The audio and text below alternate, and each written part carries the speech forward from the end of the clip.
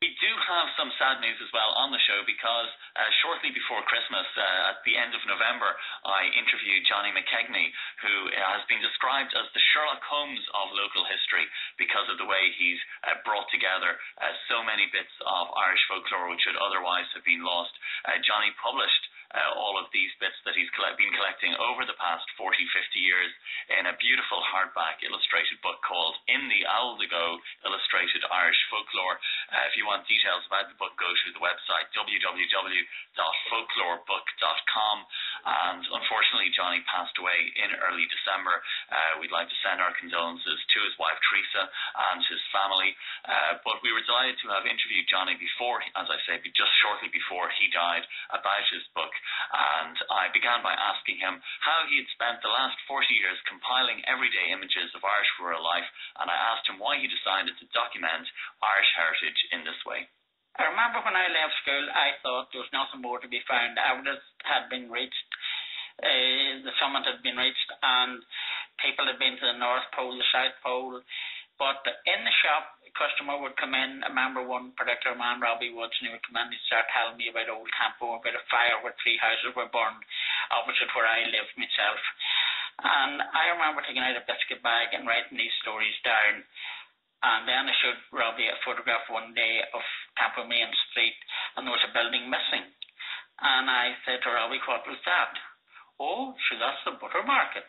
What did you say? Did you not know that? So from that on, I took an interest in things around me.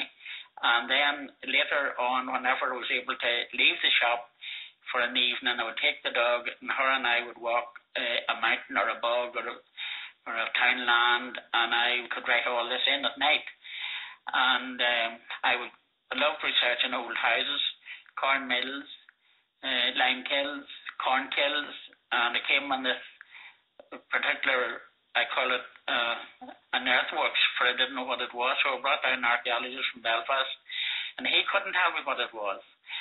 I had been then in touch with Christopher McCarthy. He's an archivist in UCD, and he used to come up to Campo with 3 or 4 students, and he sent me up a map of the area that I'm talking about, and on the map I could just plainly see at every farm there was a corn kiln, and that's what these earth mounds were.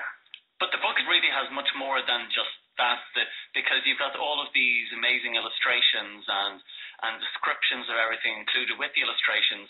So it's an incredibly ambitious project, and it's bigger than your regular book. It's, I don't know what size that would be. Maybe A3. Yeah. So it's A3 and all of these illustrations and the writing, like an amazing amount of time and effort went into it. Just talk to me about the illustrations and how they came about. I think I remember a book at school on the Chinese people, and I remember seeing this beautifully dressed Chinese girl. I remember thinking, that picture tells an enormous amount more than what the text tell you. So I think I got that into my head that people would like pictures, and therefore anything that I could record in picture form, I attempted it. And it mightn't have been easy to start off, but eventually got through it and did it. Well, I think you're being far too harsh on your own, because it's like you had a professional taking things from photographs. It captures exactly the even on the cover of the fireplace and the house cricket and all of the items.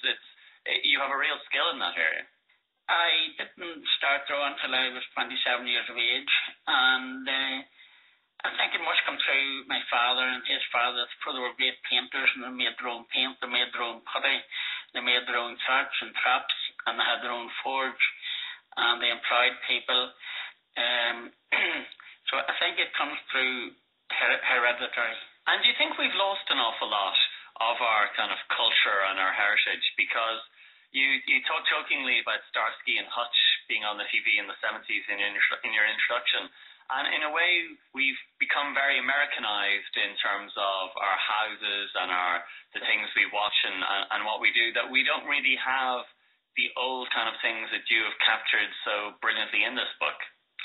Yes, I noticed in my cabin shop, and I noticed an awful lot of, we'd call them antiques, were going off to England and off to America, and I thought I would hold on to a few of them, so I started to collect as well. and I have a little collection. But I think then when I was doing the book, I could refer to the collection and the tools that I have and draw them. It's just a combination of life. And if people want to buy the book, there is a website and they can get all the details about it. The website is www.folklorebook.com. And that was the inspirational late Johnny McKegney, who passed away just last month. And that brings us to the end of another edition of Talking History. My thanks to Susan Cowell, Claire Lanigan and Dennis McAvoy.